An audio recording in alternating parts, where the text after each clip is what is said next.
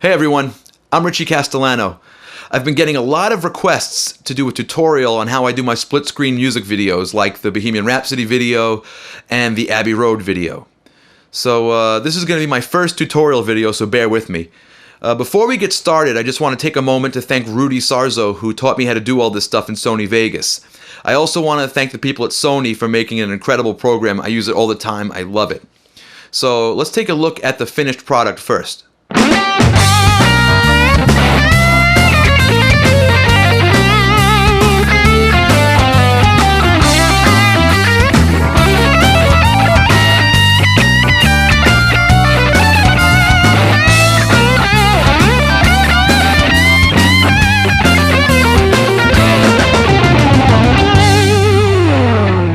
That's what we're going to do today. So we're going to spend a little bit of time in Pro Tools first, and then we're going to be really heavy on the Sony Vegas. So let's get started. Okay, so we're looking at Pro Tools right now. You can really use any digital audio program you want. You can even use something analog. It doesn't really matter in the end because we're just doing this just to get our audio down. I've opened up a session called Blues Tutorial, and it's all defaulted out right now. So first thing I'm going to do is I'm going to go up to Track over here and hit Create Click Track. I'm going to drag this out so I can see it, and I'm going to click on this plugin. Now, if you don't see the insert column here, you can always go to your mix window, and there it is. But if you'd like to see it on this page, what you do is you go to View, and then you go to Edit Window Views, and make sure Inserts are clicked right there, or checked. So I'm going to click on that. I'm going to change it to Cowbell. Insert joke here. Okay. There we go. And I like to have no accents, just a straight up cowbell. That's my preference there. I'm going to change the tempo. There's two ways to do this. You can hit this plus, or you can double click on the actual red point. I like to do that just to make sure. So it's a location 1-1. That's the start of the song. I'm going to set it to 136. That's a good tempo for kind of an upbeat shuffle. Now I'm going to open up a couple of tracks here. In my studio, I have an electronic drum set, and what I like to do with that is record the MIDI data and the audio data. So I'm going to go to New Tracks. I did that by hitting Shift Control N, and I believe it's Shift Apple N if you're a Mac user. And I'm going to do one mono audio track and one MIDI track. Okay. The reason for this is that I'm not really crazy with the sounds coming off the electronic drum set, so I like to change them later on using samples. And I'll call this drum MIDI. Alright, so now let's go over to the drum set and record. Okay, I have everything set up, my drums are set up, everything's patched and routed into Pro Tools. One thing I want to say before I start. I like to let the click play through the speakers while I'm recording the video. The reason for this is if the camera picks it up, then I can see it later on while I'm lining up all the individual clips. I'll see the actual click in the waveforms. It helps me synchronize things. I'm going to hit record.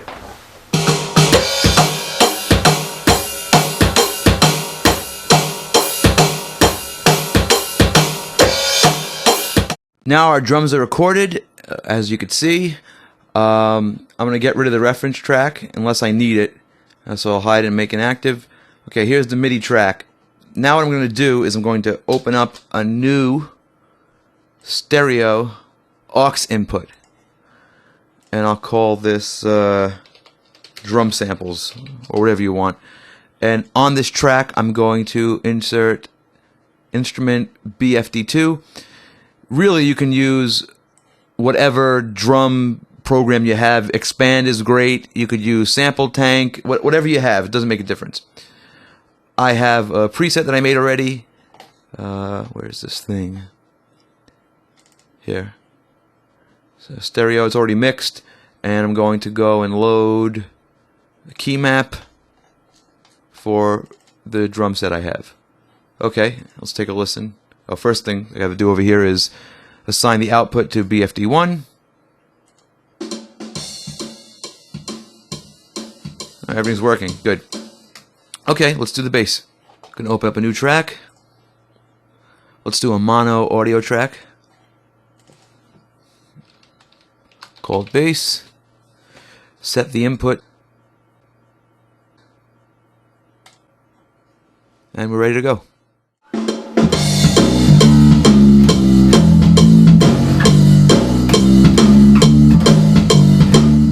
let's set up a keyboard track.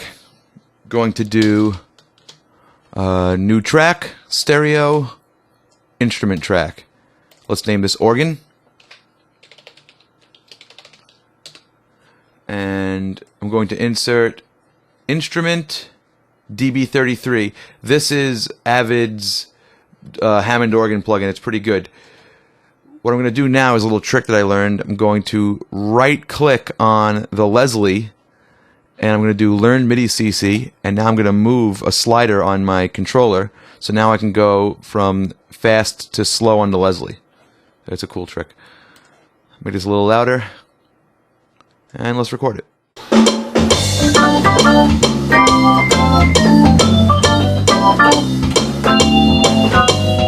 Now let's add a guitar track. New track, mono audio track. Let's name this guitar. And I'm going to insert a guitar amp plugin. I usually don't do this. I usually use an amp mic'd up in another room, but for the sake of saving time, I'm going to use this plugin. This is a pretty good one. It's called Guitar Rig by Native Instruments. There's a pretty nice preset here somewhere. Styles, blues. Let's see, where was this thing? There it is.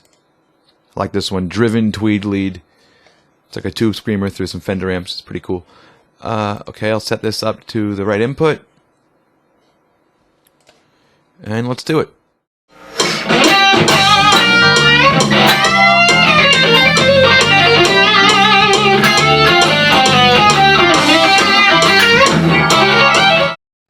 Okay, you'll notice I have a mix-up right now. Put a few plugins and everything just to make it sound nice.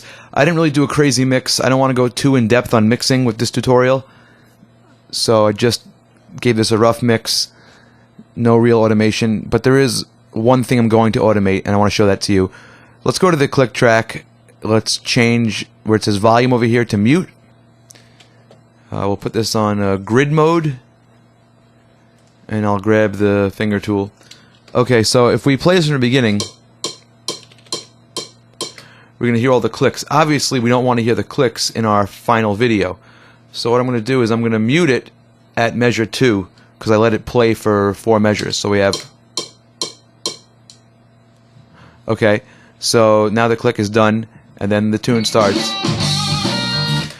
Okay, so what that's going to do is that's going to make it so I can sync my video. Now, you can do it just by eyeballing it, but this is an easy way to do it, something that's kind of helpful when you're not sure, and also when you have a lot of tracks. Like, this is not that bad. This song only has 4 tracks, but when you have a bunch of tracks, like some videos I've done have had like 30 different video tracks, and then it becomes problematic with all the sync. So this is just a time saver. So now I'm just going to highlight this whole song. Let's find the ending. That's fine. Okay. And I'm going to bring it to the beginning so I get that click. Right? And that's just my sync. Okay, so now I'm going to go to bounce to disk. And really, you can do this in any format you want. I mean, I guess wave is the best one to do. So I'll do like a 16-bit wave, 44.1, that's CD quality. Convert after bounce. Okay, so I'll hit bounce. Save this as whatever you want, or blues tutorials song 1. There you go. Alright, now we're in Sony Vegas Pro 12. This is really an amazing program. You could actually do the whole project in here. You could do the music also. This is a very powerful audio program as well. You could do, full 5.1 surround sound mixing here, and it has full support for VST plugins, so you really could. I just chose to do the audio in Pro Tools just because that's how my studio is set up, and I've become used to Pro Tools after working on it for a long time. Okay, so let's get right to work.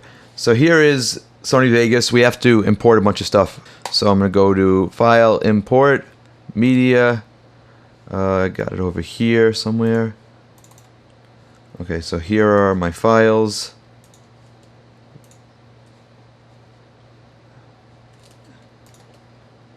Import all those.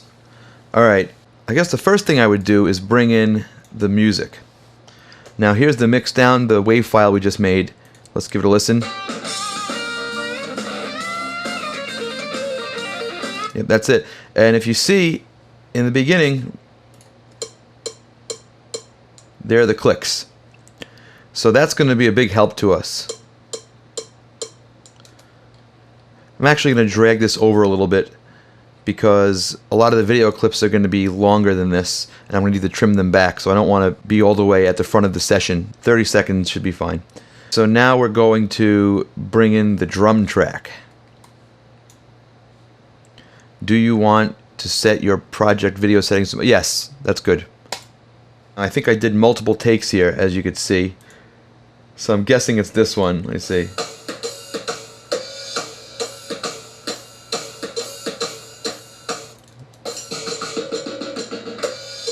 That looks like it's right. Okay, so I'm going to trim out the first take. We don't need that. And as you could see, if you look over here, there are our clicks. So now what I'm going to do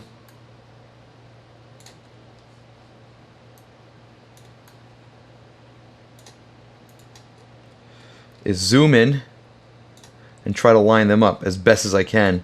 Now the frame rate here is going to be a little prohibitive with that. So sometimes you just got to get as close as you can. Let's listen to it. Yeah, a little bit of a flam. See if I can move the audio over. Yeah, that might be the move. Good. And now I'm going to mute the audio here. Yeah, that looks right. Just going to watch it to make sure it's the same take.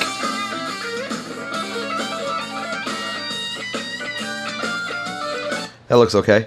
Alright, so we'll keep that in. Now, we don't need this audio anymore, so what I'm going to do is I'm going to click on just the audio part of the drum video, and I'm going to press the U key. What that does is ungroups it, so now I can move it freely of the video. It's not tied to it anymore. Alright, so I'm going to just get rid of this track because I don't need the clutter. So delete track, there you go. And we're going to repeat the process for the bass. Just drag this down here. Alright, let's take a look. It's probably about as close as I can get within the frame rate. The thing is, video is actually it's more of a coarse frame rate than audio. Audio, we can move things down to the sample level, whereas video, we can only move up to 30 frames a second. And sometimes it's not enough, but this looks kind of okay. Let's listen to it. Yep, that looks fine. Oh, but again, I think I did multiple takes here, so let's go back to the last take. So that looks like it's in sync. Now, a lot of times, you might just have to eyeball stuff. The click is helpful, because I could see it. You can actually have a graphic representation of if you're in time or not, but sometimes stuff happens and you have to just eyeball it and hope for the best. You know, I'm sure there are better ways to sync this, but this is the way I do it. Okay, and I'm going to repeat this process here. I'm going to select the audio from here, from the bass take, hit U, get rid of it. Alright, now I'll bring in the keyboard.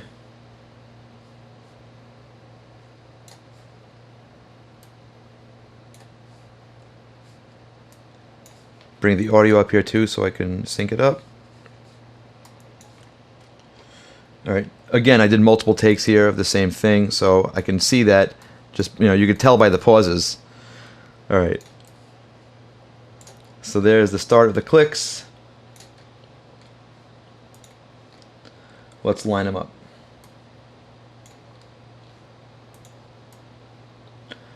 So that's probably as good as we're getting.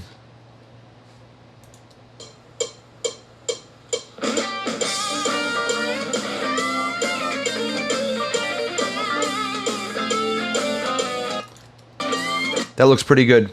Alright. I'm going to repeat this process again. You ungroup that, get rid of that track. So now I have 3, and now we need the guitar.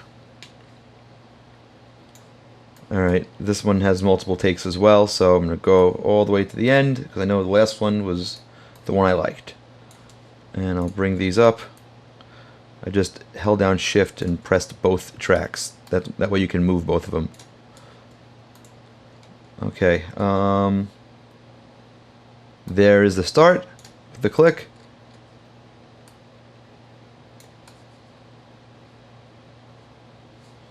And there's the click from the recording. Again, that's probably as good as it's going to get. So let's take a look.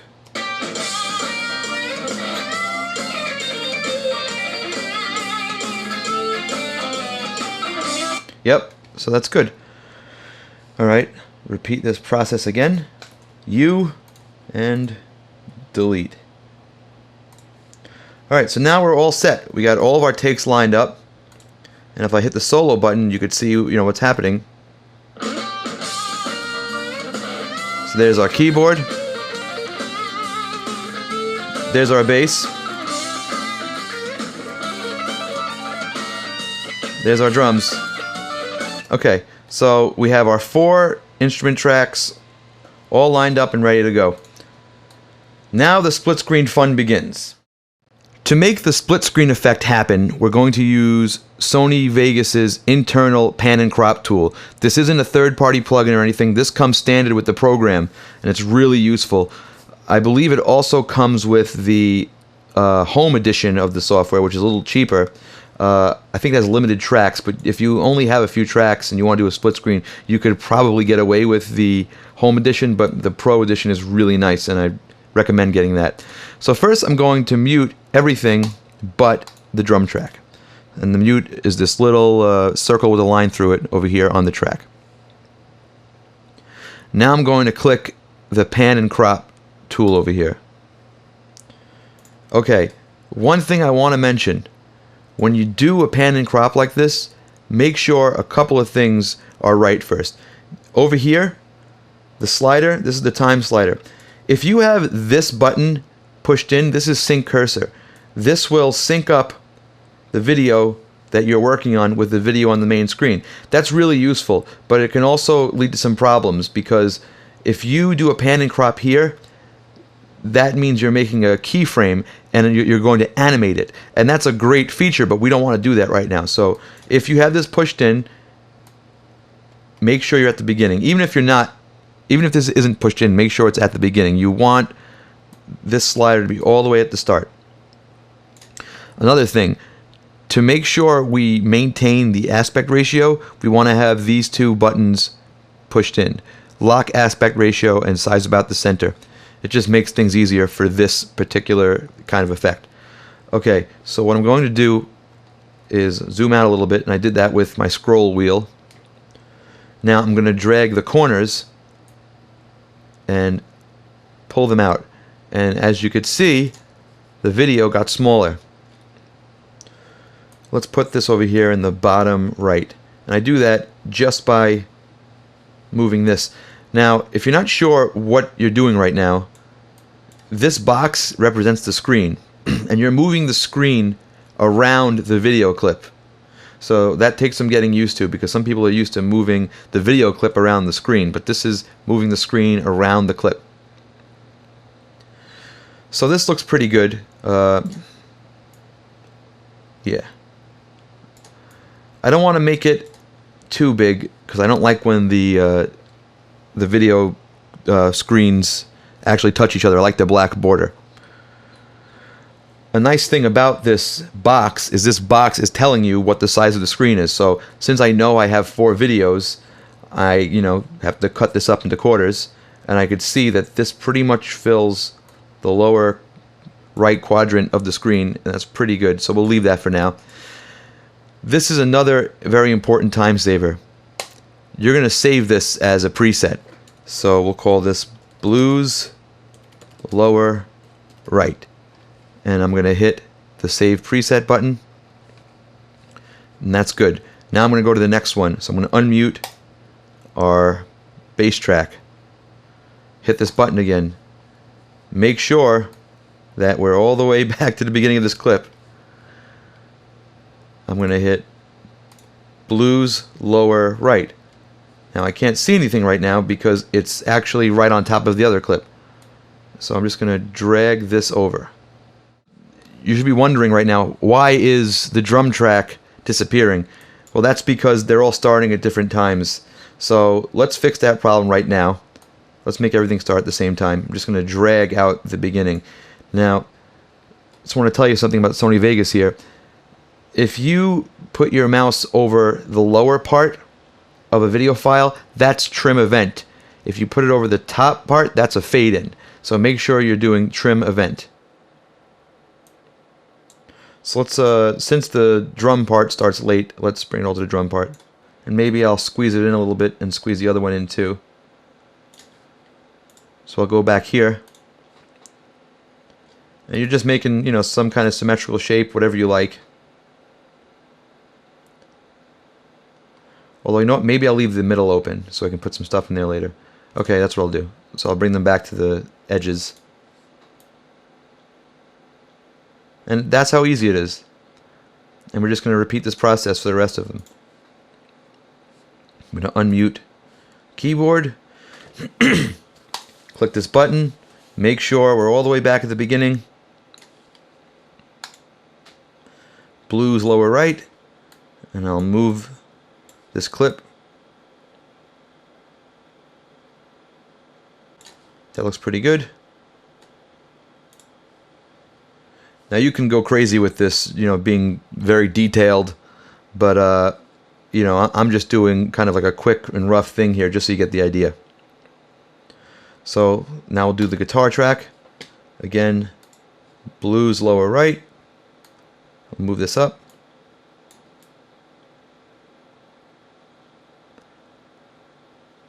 Now, if you don't like using the mouse, you can also use the arrow keys for this, and you get sort of a fine adjustment.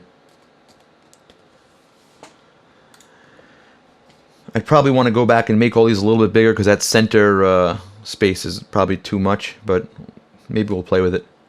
So now let's watch it.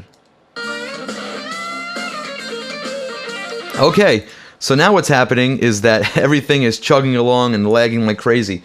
That is because the computer's trying to render all 4 of these at once in the best quality. So when you're working on Sony Vegas, what you might want to do is go over to where it says best and change it to a lower quality. Let's try preview. Now it makes everything a little grainier. It's still pretty rough to look at. Alright, I'll go to draft, which is like really pixelated.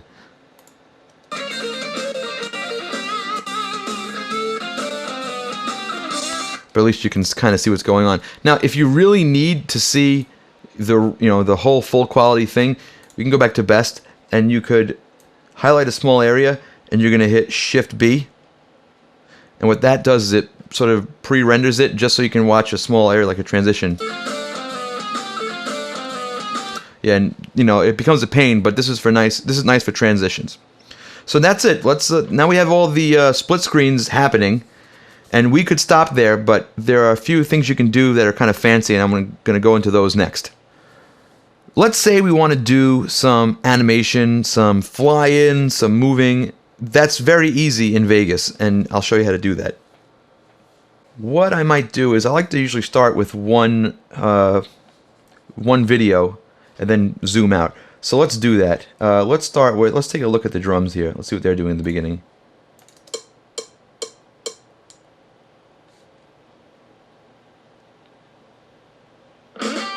Yeah, so let's just say we're going to start with the drums. So I'll drag them out to where I want them to actually start.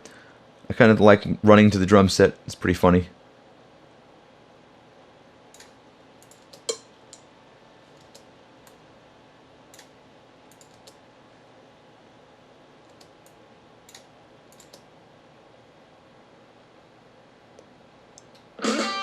There we go. Okay. Now, on a lot of my videos, you hear a click in the beginning, and that's if I might choose to leave in the audio file from the original and then cut it out. I'm not going to bother here. Let's just go right into it.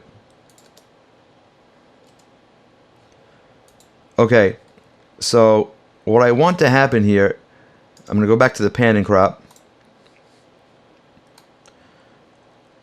When I start the song, that's when I want it to come back to this area. So now we're going to actually use this timeline feature over here. Alright, so that's where I want it to come back. Alright, so over here, I'm going to click Create Keyframe. Now I'm going to go back to the beginning. I'm going to click on this, and I'm going to, from the pull down option, hit Default. So now, watch what happens. So we just animated what happens. We animated a fade, a shrinking. So that looks pretty good. Now, while this is shrinking, let's do some transitions to the other one, just so you can see how that works. Alright, so I'll mute the... Oh, here's another thing I want to mention. If you notice,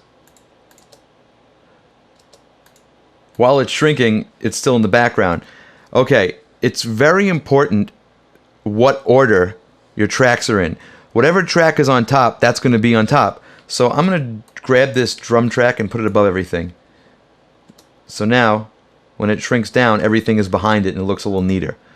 Okay, so on this bass track, I'm going to go over here to this tab and hit Transitions.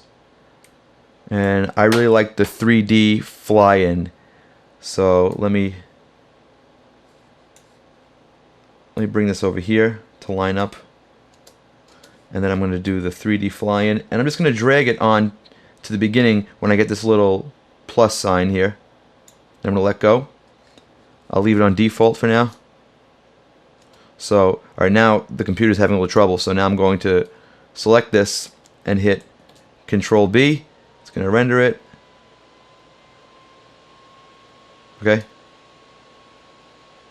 So you can see it flying in, but you really can't see where it's flying in from, and that's a bit of a problem. So if I want to edit the transition, I just click over here on Transition Properties, and I can change the far position. So let's see, I want it to be more over to the left, and I want it down a little bit. Let's see if that did it.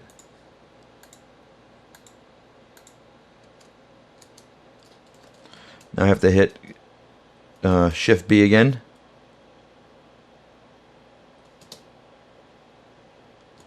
I'm going to solo this for a second just to see what's happening.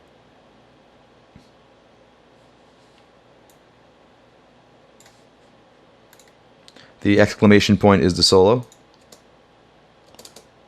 Alright, so that's obviously too high. So I'll click on this. Oh, here we go. That's what we needed. So that looks pretty good. So now I'll unsolo this and hit my Shift B again. Yeah, there we go. So now you can see it rotating in. And you can have fun with these other transitions and go nuts with making dissolves and flash and gradient wipes and stuff like that. But I guess for this one I'll just do a regular fade in for the keyboard. And that's really simple. All you do is you take this little fade in offset handle and you just pull it in. I'll make a nice long fade in so you actually see it. Alright, I'm going to hit the Shift B again. There we go, so you see that fading in. Good. So that works, and let's do something different for the guitar. For the guitar, let's actually move it. So another way to get to the pan and crop is the right click, which is what I just did. Pan and crop. Okay, so this one we're going to move. So by this time in the song, this is when I want the guitar to settle over here. So I'll go back over here, I'll hit Create Keyframe, and I'll go back to here, and I'll move it somewhere else. Let's just move it over there. You know what? We can even go crazy with this and rotate it. And now let's select this, hit Shift B again, so it'll pre-render it. Okay. That's pretty stupid looking, but you get the idea.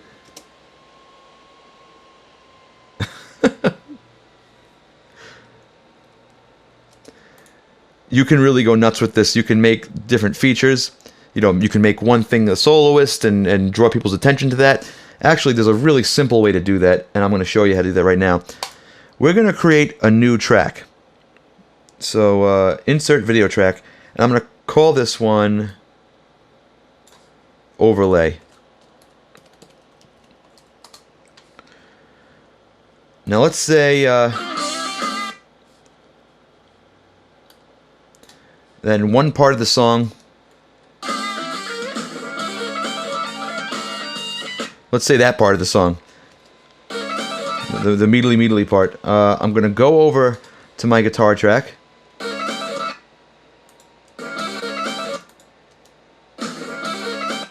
and I'm going to cut it right there. I'm going to click on the track, I'm going to hit the S key, and that cuts it where it is. And there, that's when I want that to be over. Okay, so now I'm just going to drag this up. Now, if I want this to be an overlay, I'm going to go back to my properties over here, to my pan and crop, and I'm going to go back to the beginning of this. Very important, make sure you're at the beginning. And I'm going to hit default. So now take a look what happens. Alright, let's have a little fun with this guitar. Going to the pan and crop tool again on that overlay track. This time I'm going to push in.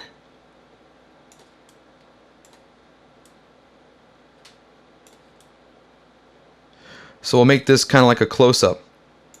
And maybe we can even have this, you know, zoom out as I do it. I mean, we could even go as crazy as to follow the neck and go in really close, but then the video starts to get a little pixelated. So let's do this. As we get to the end of this, I'll hit default on top. Now, make sure that you slide this slider over here to where you want the change to be. Now I'm going to hit default.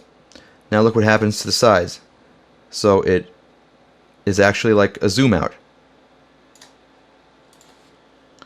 So let's see what that looks like. I'm going to hit Shift B.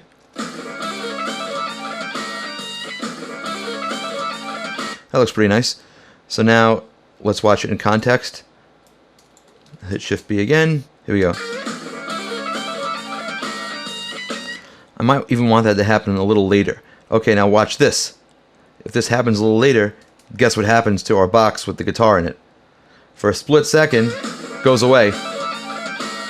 That's easy to fix. All you do is go down here and we drag this out and it snaps right to the other one.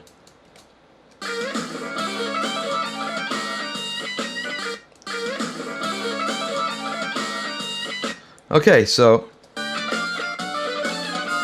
let it play to the end.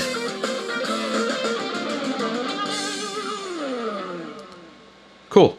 Alright, so now what I'll do is I'll put a little fade out on here on the audio because I forgot to do it in Pro Tools, and it's really easy to do this in Vegas. The same way you do it with the video. You just grab the top corner and you drag it out and there's your fade out. Okay, now a little trickier is how we're going to do the fade out on all these tracks. The problem is if you try to fade them out all individually, sometimes it doesn't happen at the same time for whatever reason. The easier way is this trick I learned on the Sony forums, and this is when you click on your overlay track, hit insert generated media, and now we're going to do solid color. So hit OK, and for the solid color we'll make it black by bringing this all the way down and bringing this in the bottom corner, and there's black. X out of this. Alright, so now instead of fading everything out, we're just going to fade this black color in. Let's Shift B this. Like I said, the more tracks you add, it becomes harder for the computer to keep up. So you need a really nice, fast computer for video. So let's watch it. That's pretty good. Okay, so now the only thing left to do is bounce this to disk. And that's pretty easy. We're going to select the length of the song.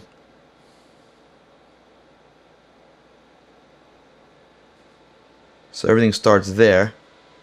So there's the beginning. Oh, let me see something here. Oh, what I'm doing right now is I'm using the left and right arrows to go frame by frame. So I might want to put a little bit of a fade in on this. You know what? I'm going to leave it. Yeah, okay. That's fine. So now we go render as. Now this part took me a while to figure out. This could be confusing because there's a lot of choices and a lot of settings here. I'm just going to tell you the one that I use and the one that works for me. Okay, I like going to MPEG 2. And this is something my friend Steve Korn showed me. MPEG 2 has a pretty manageable file size, and YouTube seems to like it, so this is fine. HD 1080, I'll go to Customize Template. 1440 by 1080, that's pretty good, that's the screen size. 29.9, that's the frame rate, that's good. 16 by 9 display, all this looks pretty good. Quality, I'll move that to high. Audio, include audio stream, very important. Bitrate, this is like the same way you would do an MP3, so 384 is pretty high. Sample rate 48, this is all fine. So this looks good. I'll name this Blues Video 1, and we'll put this in a location that I know where it is. Hit save, render, and that's it. So I hope you enjoyed this video, and if you have any questions, feel free to comment and I'll do my best to answer them. Thanks for watching my videos, everybody.